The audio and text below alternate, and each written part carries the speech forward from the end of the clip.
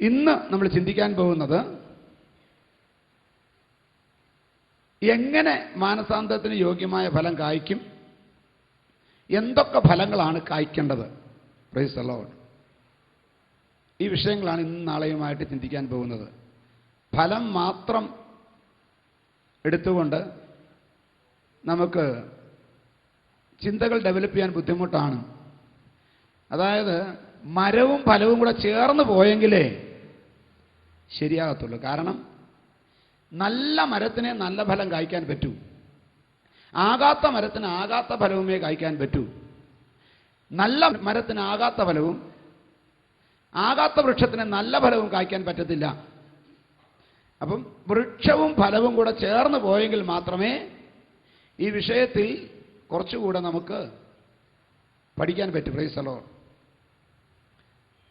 വൃക്ഷവും ഫലവും നമ്മൾ പഠിക്കുമ്പോൾ വളരെ നമ്മൾ ശ്രദ്ധിക്കാതെ പോകുന്ന ഒരു കാര്യം ഓർപ്പിച്ച ശേഷം ഞാൻ ഈ വേദഭാഗത്തിൽ നിന്ന് സംസാരിക്കാനായിട്ട് ആഗ്രഹിക്കുന്നു.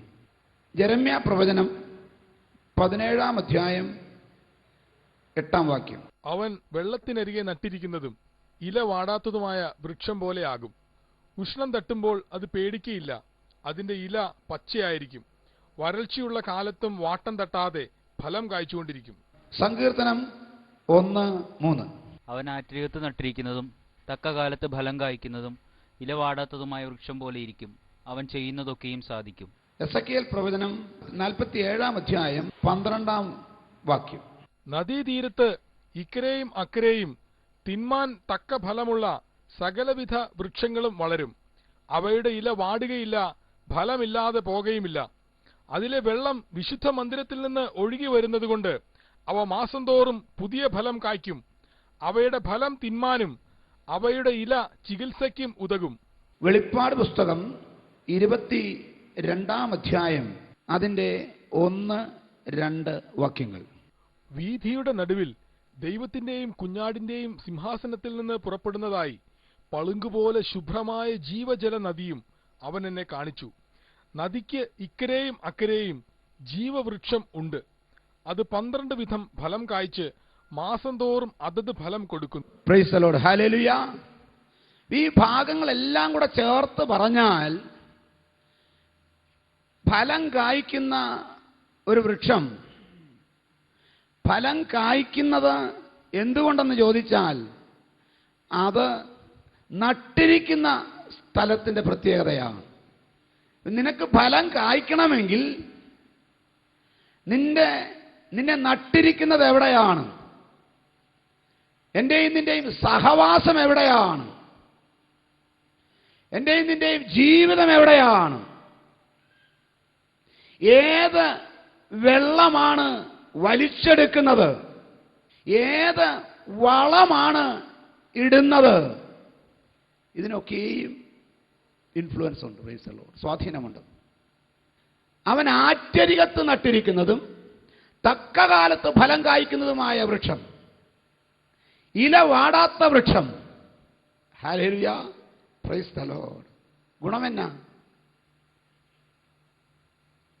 തക്ക കാലത്ത് ഫലം കായ്ക്കുന്ന വൃക്ഷം, ഇല വാടാത്ത വൃക്ഷം, ആറ്റരികത്ത് നട്ടിരിക്കുന്ന വൃക്ഷം.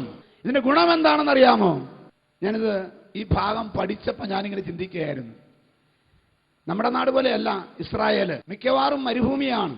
യാത്ര ചെയ്യുന്ന മനുഷ്യർ ഇന്നത്തെ പോലെ പോപ്പിക്കോടയും സെന്റ് ജോർജ് അംബ്രല മാർട്ടും ഒന്നുമില്ല. വെയിൽ കൊണ്ട് നടന്ന് കരുവാളിച്ച് യാത്ര ചെയ്യുമ്പോൾ നിങ്ങളൊന്ന് ഇമാജിൻ ചെയ്ത് നോക്കി. ഒരു നല്ല അരുവി, അതിൻ്റെ തീരത്ത് ഒരു മരം, ആ മരത്തിൽ കാണാൻ കൊള്ളാവുന്നതും തിന്നാൻ കൊള്ളാവുന്നതുമായ ഫലം. എസ്കേൽ പ്രവചനത്തിൽ 47-ാം അധ്യായത്തിൽ നദീതീരത്ത് ഇക്കരെയും അക്കരെയും തിന്മാൻ തക്ക ഫലമുള്ള ഉൽപ്പത്തി പുസ്തകത്തിൽ കാണാൻ നല്ലതും തിന്മാൻ കൊള്ളാവുന്നതുമായ. അപ്പോ വെയിലേറ്റ് തളർന്ന് ഒരുവൻ ഇങ്ങനെ യാത്രയാകുമ്പോൾ ഒരു നദീതീരത്ത് ഒരു വൃക്ഷം, അതിൻ്റെ ഇല വാടുന്നില്ല. അതുകൊണ്ട് എന്തുണ്ട്? താഴെ നല്ല തണലുമുണ്ട്. വൃക്ഷത്തിന്റെ കൊമ്പുകളിൽ ഫലം, വാടാത്ത ഇല. വൃക്ഷം നിൽക്കുന്നത് തെളിനീരൊഴുകുന്ന നദീതീരത്ത്. വരുന്ന വ്യക്തിക്ക് ചൂടുണ്ട്, വിശപ്പുണ്ട്, ദാഹമുണ്ട്, ക്ഷീണവുമുണ്ട്. ഞാൻ ഈ ഭാഗം വായിച്ചപ്പം എനിക്ക് തോന്നി അവിടെ പോയി കിടന്നു കളയാമെന്ന് തോന്നി. ഇന്ന് പകൽക്കാലം ദൈവത്തിന്റെ പൈതലേ, നിന്റെ വിശപ്പ് മാറ്റാൻ മാത്രമല്ല, ക്ഷീണം മാറ്റാൻ മാത്രമല്ല, ദാഹം മാറ്റാൻ മാത്രമല്ല, ഉഷ്ണം മാറ്റുവാനും ആറ്റരികത്ത് നട്ടിരിക്കുന്നതും തക്കകാലത്ത് ഫലം കായ്ക്കുന്നതും ഇല വാടാത്തതുമായ ഒരു വൃക്ഷത്തിന്റെ ചുവട്ടിൽ വരുന്ന ഒരുവന് എങ്ങനെ സാധിക്കുമോ, അതുപോലെ ഒരു വിശ്വാസിയുടെ അടുക്കൽ വരുന്ന ഒരുവൻ, ക്ഷീണിച്ചു വരുന്നവൻ, തളർന്നു വരുന്നവൻ, ഉഷ്ണക്കാറ്റിൽ വലഞ്ഞു വരുന്നവൻ ആശ്വാസം പ്രാപിക്കണം. ഇന്ന് പകൽക്കാലം ദൈവപൈതലേ, എന്റെയും നിങ്ങളുടെയും ജീവിതത്തിൽ ആമേൻ ഫലം കായ്ക്കാനുള്ള അവസരങ്ങൾ കിട്ടുമ്പോൾ ഫലം പുറപ്പെടുവിക്കാതെ പോകല്ലേ. ദൈവത്തിന് സ്തോത്രം. അങ്ങനെ ഇലയങ്ങോട്ട് വന്നിട്ട് തടിച്ചു കൊഴുത്ത് മെഴുത്ത് നല്ല ഭംഗിയുള്ള വൃക്ഷങ്ങൾ പലതുണ്ട്. എന്നാൽ ദൂരവേ പോകുന്ന ഒരുവൻ, വഴിയെ പോകുന്ന ഒരുവൻ യേശുക്രിസ്തു ചെയ്തതുപോലെ ദൂരത്ത് നിന്ന് ഇലയുള്ള അത്തിവൃക്ഷം കണ്ട് അതിനോടടുത്ത് വന്നപ്പോൾ ഒരു തലക്കനി പോലും കാണാതെ വന്നിട്ട് ആ അത്തിവൃക്ഷത്തെ ശപിച്ചതുപോലെ നിന്നെ ശപിക്കാൻ ഇടയാകരുത്. മനുഷ്യന്റെ സൃഷ്ടിയെക്കുറിച്ച് വായിക്കുമ്പം ഉൽപ്പത്തി പുസ്തകം 1-ാം അധ്യായം 26. അനന്തരം ദൈവം നാം നമ്മുടെ സ്വരൂപത്തിൽ നമ്മുടെ സാദൃശ്യപ്രകാരം മനുഷ്യനെ ഉണ്ടാക്കുക. മനസ്സിലാക്കിക്കോണം, മനുഷ്യനെ സൃഷ്ടിച്ചത് ദൈവത്തിന്റെ സ്വരൂപത്തിലും ദൈവത്തിന്റെ സാദൃശ്യത്തിലുമാണ്. എന്ന് പറഞ്ഞാല് ഇവിടെ ഇരിക്കുന്ന ഏതൊരു കൊച്ചും ഏതൊരു വലിയ പുള്ളിയും മനുഷ്യനാണെങ്കിൽ നീ ദൈവത്തിന്റെ സാദൃശ്യത്തിലും ദൈവത്തിന്റെ സ്വരൂപത്തിലും സൃഷ്ടിക്കപ്പെട്ടതാണ്. നിന്റെ നാവിന്റെ തുമ്പത്ത് മരണവും ജീവനും ഇരിക്കുന്നു. സദൃശവാക്യങ്ങൾ 18:21. മരണവും ജീവനും നാവിന്റെ അധികാരത്തിലിരിക്കുന്നു. ആരാന്നറിയാമോ? മനുഷ്യൻ ദൈവത്തിന്റെ സ്വരൂപത്തിലും ദൈവത്തിന്റെ സാദൃശ്യത്തിലും സൃഷ്ടിക്കപ്പെട്ടവനാണ്. സങ്കീർത്തനം 52:8. ഞാനോ ദൈവത്തിന്റെ ആലയത്തിങ്കൽ തഴച്ചിരിക്കുന്ന ഒലിവ് വൃക്ഷം പോലെയാകുന്നു. ഞാൻ ദൈവത്തിന്റെ ദയയിൽ എന്നും എന്നേക്കും ആശ്രയിക്കുന്നു. തഴച്ചു നിൽക്കുന്ന വൃക്ഷം, ദൈവം ആഗ്രഹിക്കുന്ന ഞാൻ പറഞ്ഞതുപോലുള്ള ഫലം കൊടുക്കണമെങ്കിൽ ആലയത്തിൽ, ദൈവത്തിന്റെ ആലയത്തിങ്കൽ ആദ്യം തഴയ്ക്കുന്ന ഒലിവ് വൃക്ഷമായിരിക്കണം. Praise the lord. ഹല്ലേലൂയ. മാനസാന്തരത്തിന് യോഗ്യമായ ഫലം കായ്ക്കുവാൻ ആഗ്രഹിക്കുന്നെങ്കിൽ നട്ടിരിക്കുന്ന സ്ഥലം പ്രധാനമാണ്. നീ ആയിരിക്കുന്ന സഭ പ്രധാനമാണ്. അതുകൊണ്ടാണ് ശരിയായ വെളിപ്പാട് കിട്ടാത്ത വിശ്വാസികൾ ശരിയായ വെളിപ്പാടില്ലാത്ത സഭയിൽ ചെന്നാൽ അവരുടെ സാമ്പത്തിക കൈകാര്യങ്ങൾ ശരിയാകാതെ പോകുന്നത്. ദൈവത്തിന് സ്തോത്രം. പകൽക്കാലം ശ്രദ്ധിക്കണം. പാസ്റ്റർ ശ്രദ്ധിക്കണം, വിശ്വാസി ശ്രദ്ധിക്കണം, സഭ ശ്രദ്ധിക്കണം. കാരണം ഹല്ലേലൂയ, നമ്മൾ ആറ്റരികത്ത് നട്ടിരിക്കുന്ന വൃക്ഷങ്ങളാണ്. തക്കകാലത്ത് ഫലം കായ്ക്കത്തക്കവണ്ണം, ഇല വാടാതെ വണ്ണം, തെളിനീരൊഴുകുന്ന, നിന്നെയും എന്നെയും സന്തോഷിപ്പിക്കുന്ന ഒരു നദിയുണ്ട്. ആമേൻ. അതിന്റെ തോടുകൾ വിശുദ്ധ നിവാസത്തെ, അത്യുന്നതന നഗരത്തെ തന്നെ സന്തോഷിപ്പിക്കുന്നു. ദൈവം അതിന്റെ മധ്യയുണ്ട്. അത് കുലുങ്ങി പോകയില്ല. ദൈവം അധികാലത്തെ അതിനെ സഹായിക്കും. ദൈവത്തിൽ നിന്ന് സഹായം പ്രാപിച്ച ദൈവമക്കൾ ഉണ്ടെങ്കിൽ കരങ്ങൾ ഉയർത്തി ദൈവത്തെ സ്തുതിച്ചാരാധിക്കുക.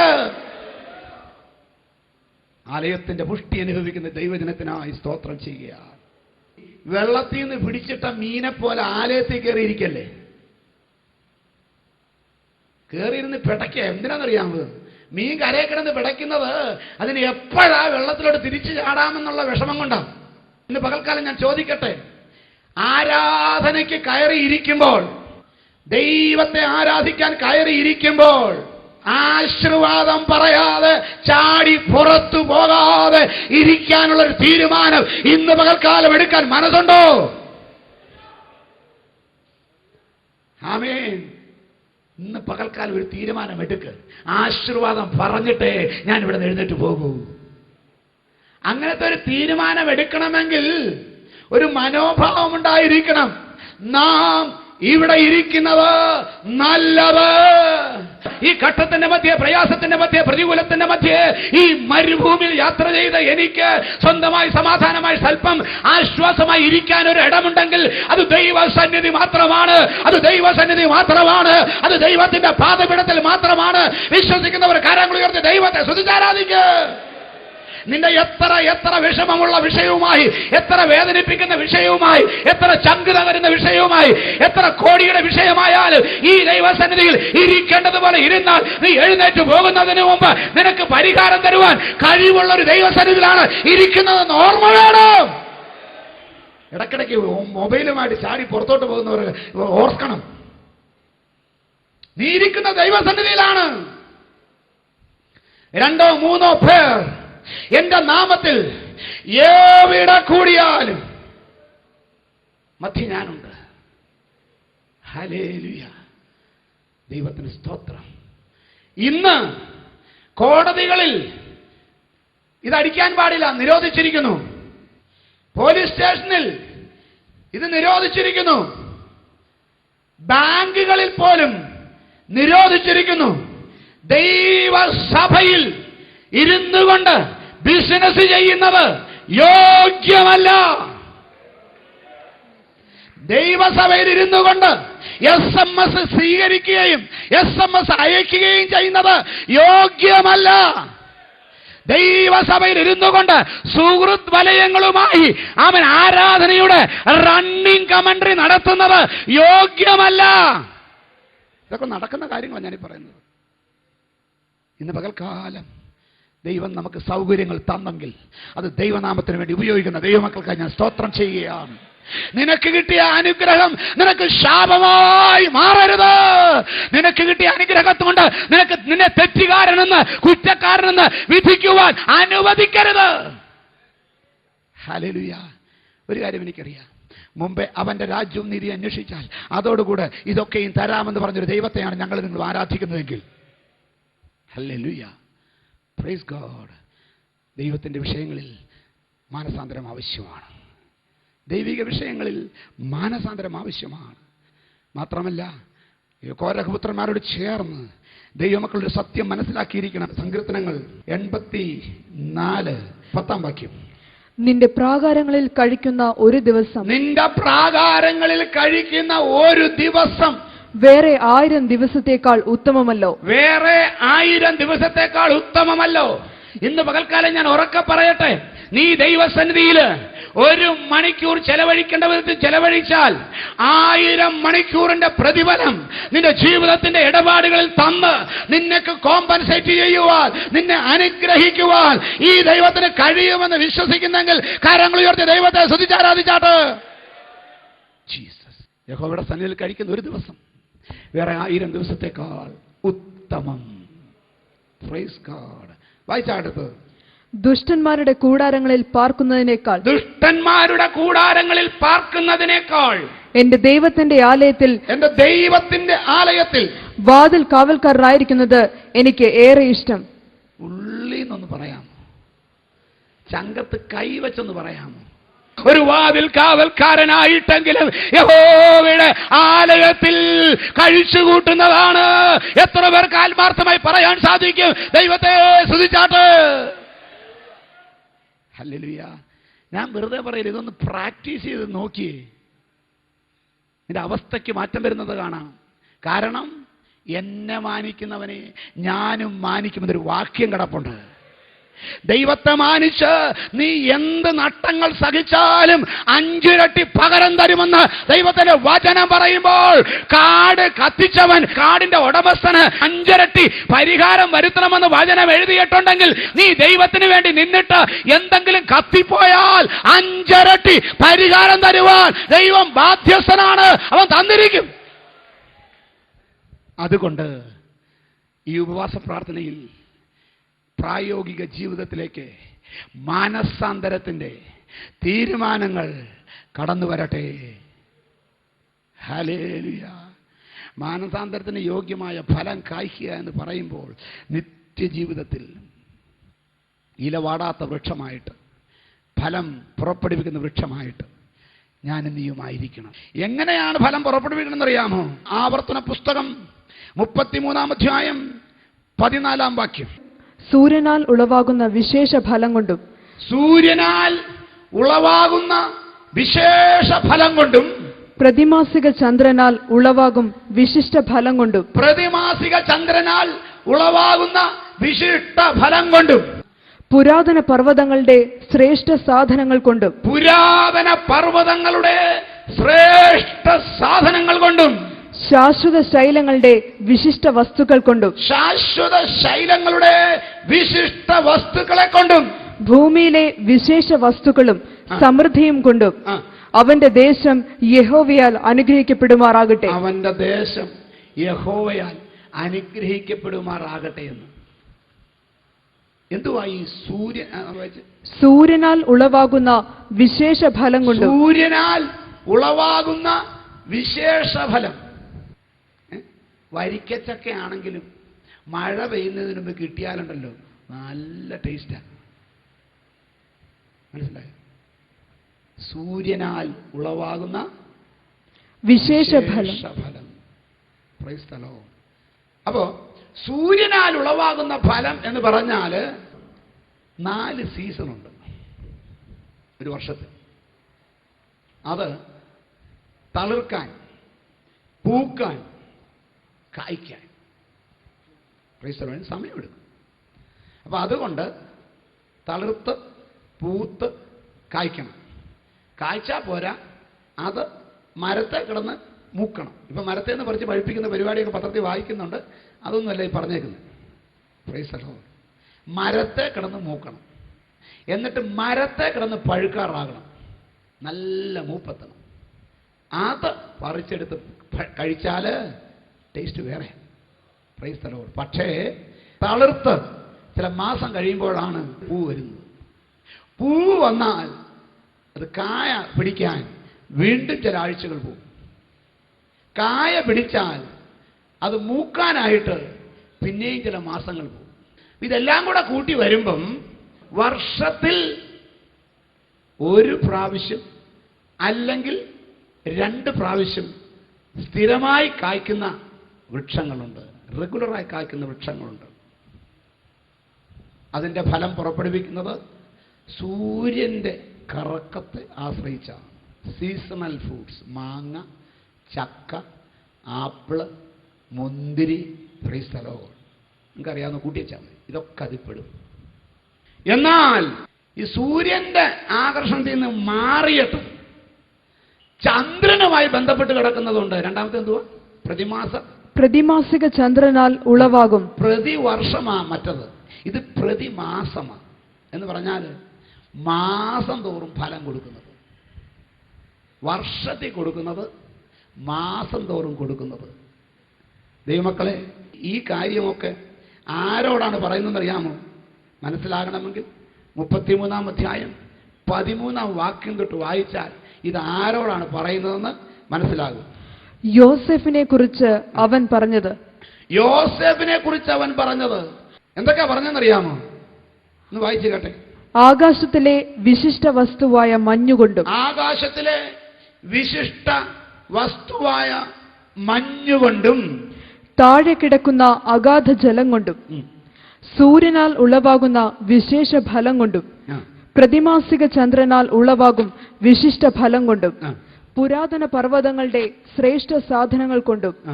ശാശ്വത ശൈലങ്ങളുടെ വിശിഷ്ട വസ്തുക്കൾ കൊണ്ടും ആ. ഭൂമിയിലെ വിശേഷ വസ്തുക്കളും സമൃദ്ധിയും കൊണ്ടും ആ. അവന്റെ ദേശം യഹോവയാൽ അനുഗ്രഹിക്കപ്പെടുമാറാകട്ടെ. ഹല്ലേലൂയ. യോസഫിനെ അനുഗ്രഹിക്കുമ്പോൾ പറയുകയാണ്, യഹോവയാൽ ഇവൻ അനുഗ്രഹിക്കപ്പെടണം. യോസഫിന്റെ ഗോത്രത്തെ മോശ അനുഗ്രഹിക്കുമ്പോൾ ഇവൻ എങ്ങനെയൊക്കെ അനുഗ്രഹിക്കപ്പെടണമെന്നുള്ളത് മോശ ആത്മാവിൽ പറയുകയാണ്. ആകാശത്തിലെ വിശിഷ്ട വസ്തുവായ മഞ്ഞുകൊണ്ടും ആ. താഴെ കിടക്കുന്ന അഗാധ ജലം കൊണ്ടും. എന്തോ മനസ്സിലായി? ആകാശത്തിലെ വിശിഷ്ട വസ്തുവായ മഞ്ഞുകൊണ്ട്, താഴെ കിടക്കുന്ന അഗാധ ജലം കൊണ്ട്.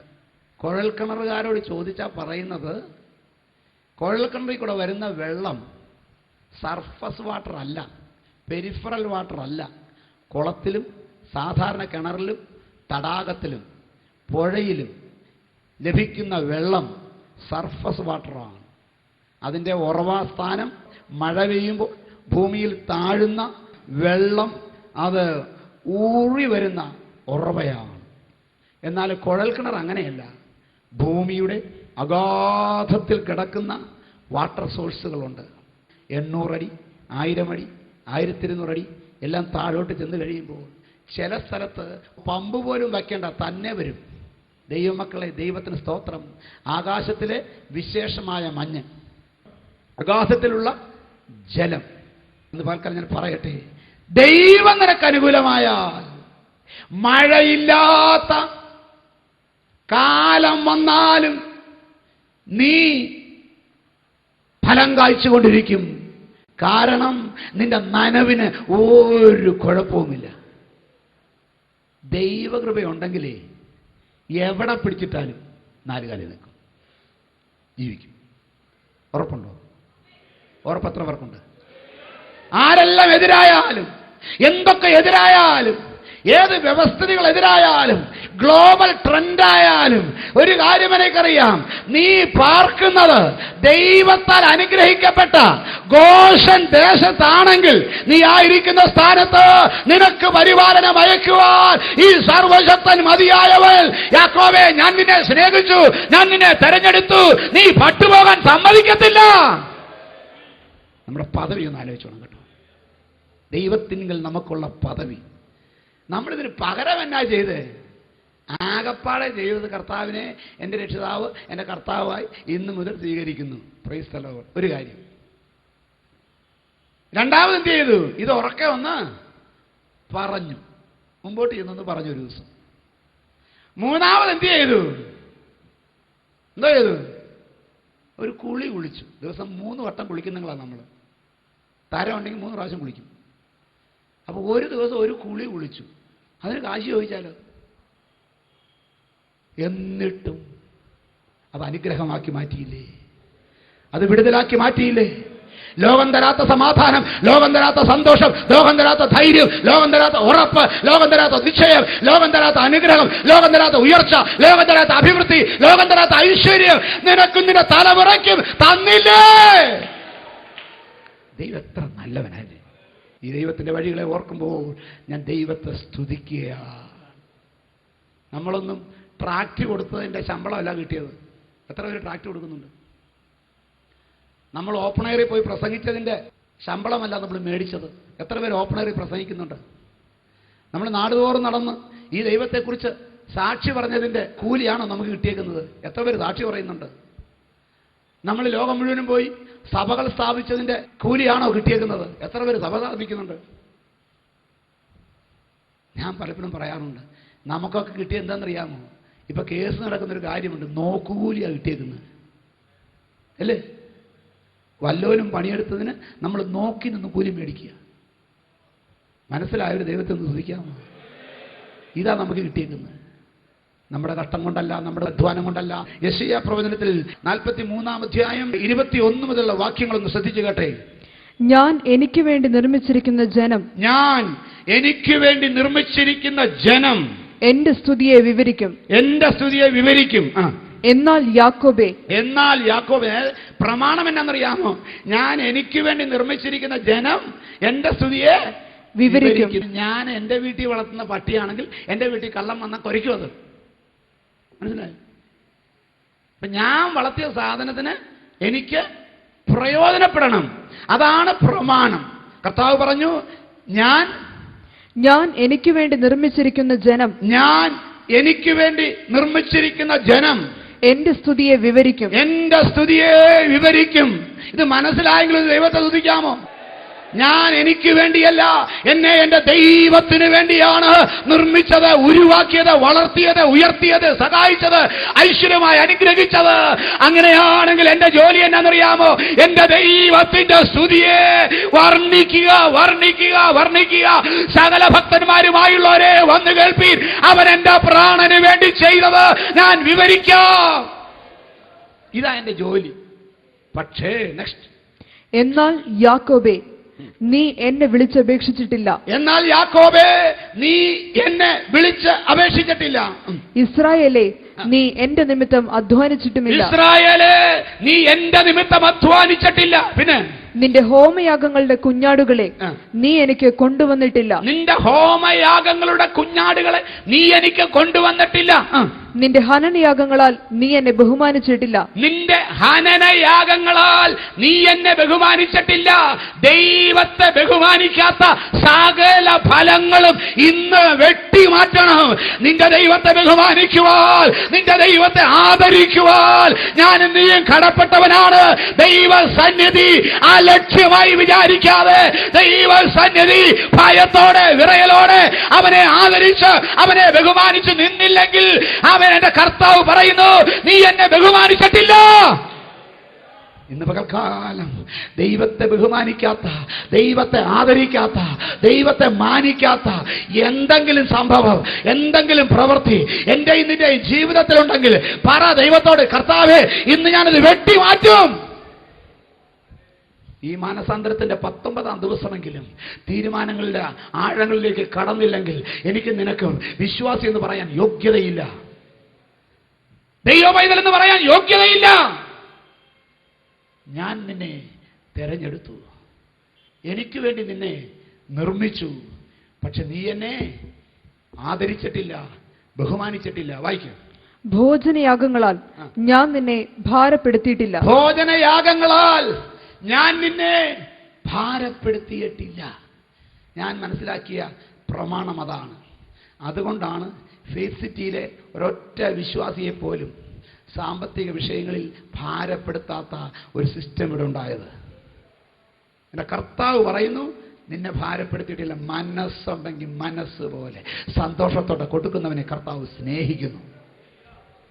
ബ്രെയിൻ വാഷ് ചെയ്ത് പറഞ്ഞ് നല്ല ടെൻഷനിലാക്കിയിട്ട് ബക്കറ്റ് വിടാത്തത് കൊണ്ടാണ്. വായിച്ചെടുത്താൽ തീർന്നില്ല.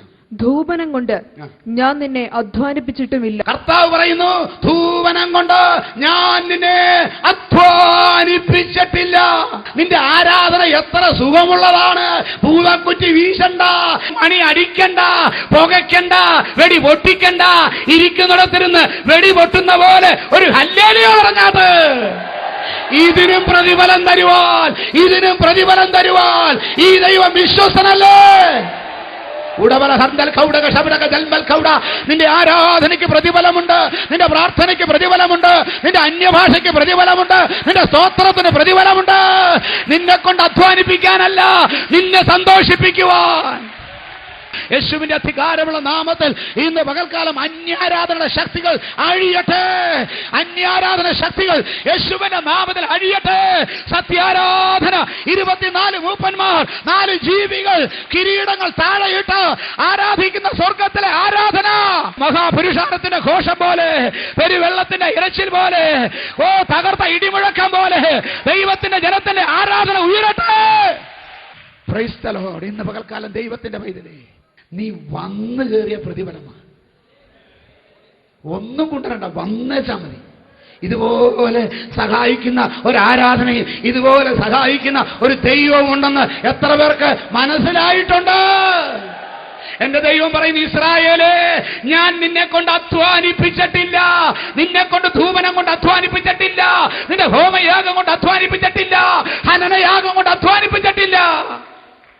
പിന്നെയോ വായിച്ചേ, നീ എനിക്കായി വയമ്പ് വാങ്ങിയിട്ടില്ല. നീ എനിക്കായി വയമ്പ് വാങ്ങിയിട്ടില്ല.